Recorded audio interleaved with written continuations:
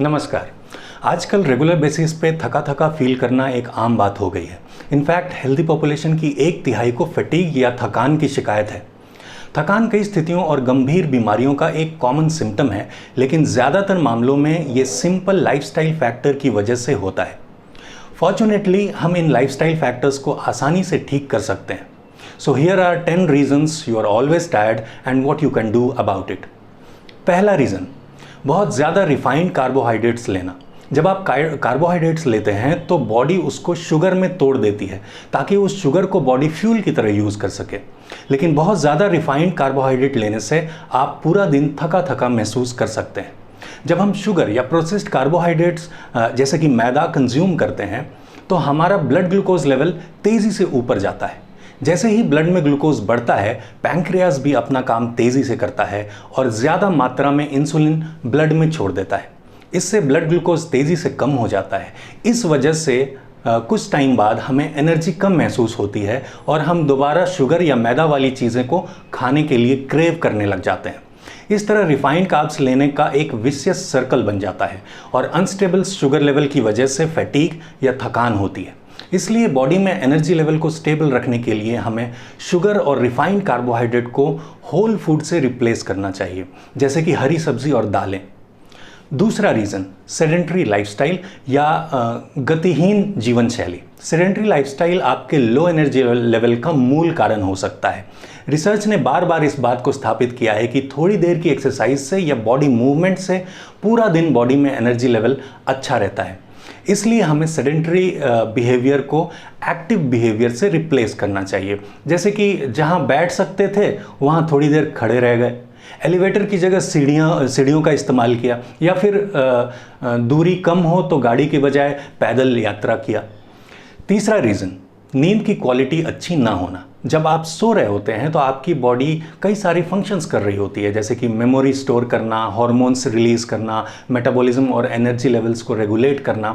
इसलिए ये ज़रूरी है कि आपकी नींद आरामदायक और अनइंटरप्टेड हो, ताकि आपका ब्रेन सभी स्लीप साइकिल के 5 स्टेजेस से पार हो पाए। स्लीप साइकिल 90 मिनट का होता है, इसलिए अगर हम 90 मिनट के मल्टीपल में सोएं तो अच्छा रहता है और नींद पूरी होती है, जैसे कि 6 घंटे सोना या 7.5 घंटे सोना। चौथा रीज़न, फूड सेंसिटिविटीज़ या भोजन के प्रति संवेदनशीलता। फूड सेंसिटिविटीज़ आमतौर पर रैशेस, डाइजेस्टिव प्रॉब्लम्स, नाक बहना और सिर दर्द जैसे लक्षण पैदा करता है। लेकिन फैटीग या थकान फूड सेंसिटिविटी का सबसे बड़ा लक्षण है।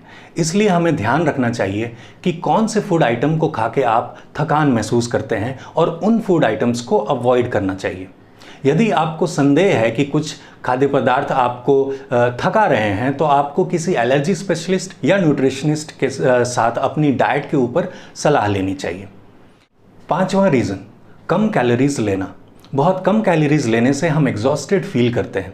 जब आप बहुत कम कैलोरीज खाते हैं तो एनर्जी बचाने के लिए आपका मेटाबॉलिज्म धीमा हो जाता है, जिससे संभावित रूप से थकान हो सकती है।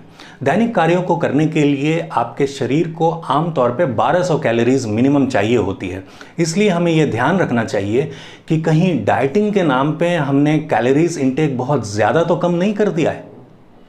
छठा रीज़न, गलत समय पर सोना। कई रिसर्च में ये पाया गया है कि रात को सोना और अंधकार में सोना अच्छा होता है। स्लीप एक्सपर्ट्स ने ये बताया है कि नाइट शिफ्ट में काम करने वाले 2 से 5% लोगों को 1 से 2 महीने में कोई ना कोई स्लीप डिसऑर्डर हो ही जाता है। इसलिए रात को सोएं, अंधेरे में सोएं और दिन में सोना अवॉइड करें। ऐसा करने से शरीर में ताकत रहती है और थकान नहीं होती। सातवां रीज़न, आपको प्रोटीन कम मिल रहा है। जितना कार्बोहाइड्रेट और फैट से मेटाबॉलिज्म बढ़ता है, उससे कहीं ज़्यादा प्रोटीन मेटाबॉलिज्म को बढ़ाता है। स्टडीज़ में ऐसा पाया गया है कि वेट लिफ्टर्स या स्ट्रेंथ ट्रेनर्स में हाई प्रोटीन कंजम्पशन की वजह से थकान या फटीग कम होती है। ब्रांच चेन अमीनो एसिड से फटीग कम होता है और branched chain amino acid protein का बिल्डिंग ब्लॉक होते हैं। इसलिए मेटाबॉलिज्म को स्ट्रॉन्ग रखने के लिए और फटीग से बचने के लिए हमें हाई क्वालिटी प्रोटीन हर मील में लेनी चाहिए। आठवां रीज़न, पानी कम पीना। Staying well hydrated is very important for maintaining good energy levels. Body के कई बायोकेमिकल प्रोसेसेस की वजह से हमारी बॉडी में वाटर लेवल कम होता रहता है, इसलिए पानी पीने का ध्यान रखना चाहिए। वैसे कोई कहता है 8 गिलास पानी पियो, कोई कहता है 8 लीटर पियो, तो किसकी सुने?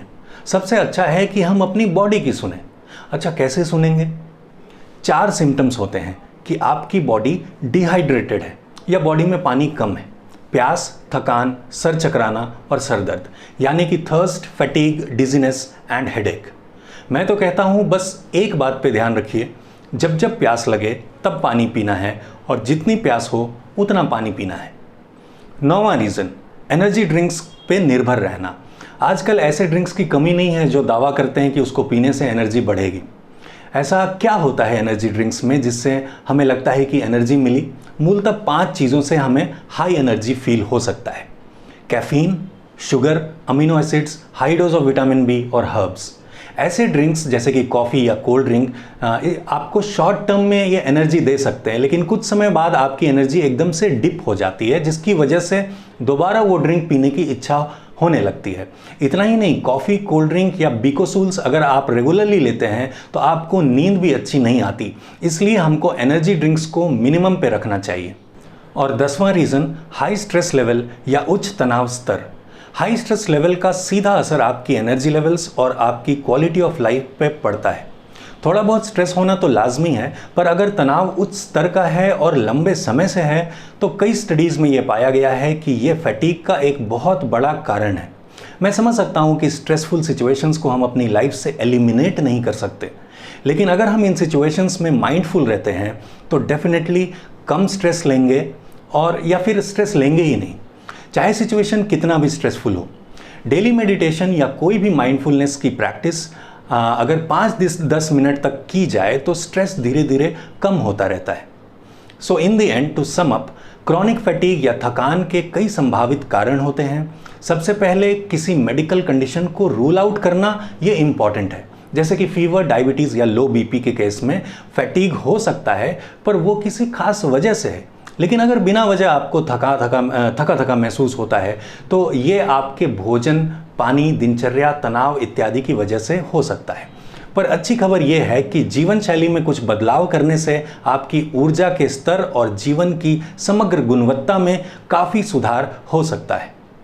उम्मीद है आज की बात आपको समझ में आई। कोई सवाल या सुझाव हो तो कमेंट्स में लिखकर ज़रूर बताएं।